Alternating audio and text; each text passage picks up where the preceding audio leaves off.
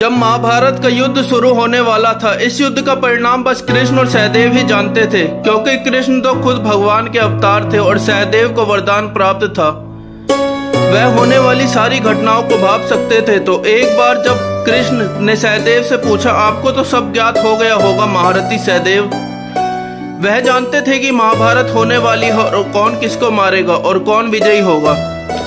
इसलिए कृष्ण ने उन्हें श्राप दिया कि अगर वह किसी को भी यह सत्य बताएंगे तो उनकी मृत्यु हो जाएगी। तो सहदेव रोने लगते हैं और कहते हैं, ये आपने क्या किया माधव, अगर ये बात मेरे तक ही रही तो हमारे कुल का विनाश हो जाएगा। तो कृष्ण कहते हैं, इस धर्म की स्थापना के लिए अगर मुझे भी बलि देनी होगी तो मैं दूंगा।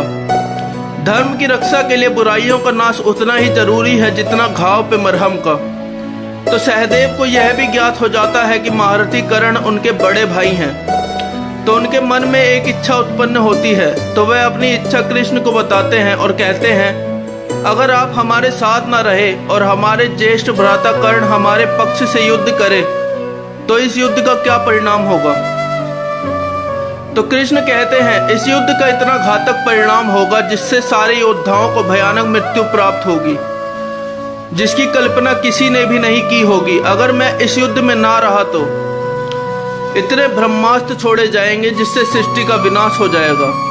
तो सहदेव कहते हैं, मुझे इसे विस्तार में जानना है। तो कृष्ण उन्हें दिव्य दृष्टि देते हैं और काल्पनिक दृश्य दिखाते हैं, जिसमें कुरुक्षेत्र में एक तरफ भीष्म कौरवों के साथ खड़े हैं और एक तरफ 6 पांडव, क्योंकि उनकी तरफ कर्ण भी खड़े होते हैं।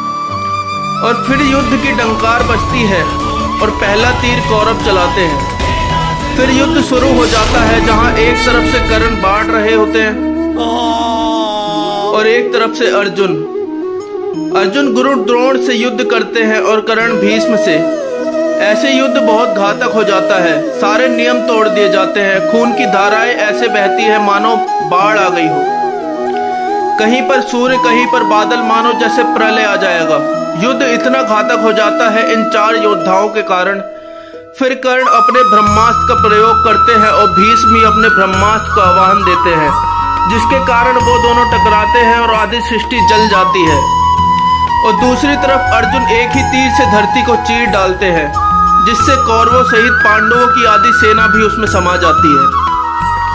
और ऐसे युद्ध करते करते आधी रात हो जाती है और युद्ध समाप्त नहीं होता, जिसमें भीम दुर्योधन सहित सारे भाइयों को जब ही मार देते हैं। फिर वो 4 योद्धा भीष्म, अर्जुन, कर्ण और द्रोण एक दूसरे पे इतने दिव्यास्त्र छोड़ते हैं जिससे अर्जुन द्रोण की मृत्यु हो जाती है और भीष्म भी घायल हो जाते हैं। और कर्ण अपने कवच कुंडल से बच तो जाते हैं, सृष्टि फटने लगती है, जिससे वो भी उसी आग में गिर के मृत्यु को प्राप्त हो जाते हैं और सृष्टि के जितने भी जीव हैं वो मारे जाते हैं।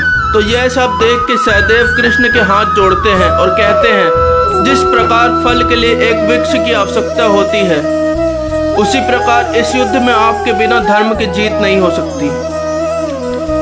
हमारे ऐसे और फैक्ट जानने के लिए हमारे चैनल को सब्सक्राइब करें और बेल आइकन को दबाना ना भूलें।